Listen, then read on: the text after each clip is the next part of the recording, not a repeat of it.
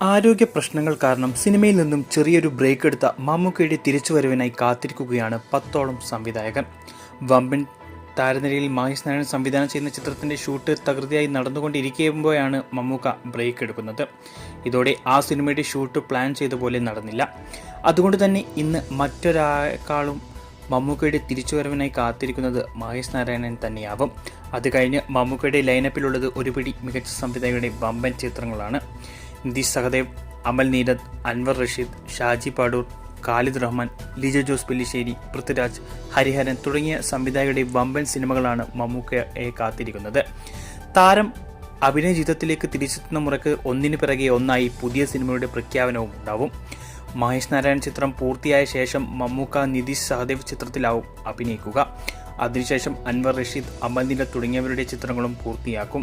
എന്തുതന്നെയായാലും ആരാധകരെ പോലെ തന്നെ മലയാള സിനിമാ പ്രേമികളും മെഗാസ്റ്റാറിന്റെ റീ എൻട്രിക്ക് വേണ്ടി കാത്തിരിക്കുകയാണ്.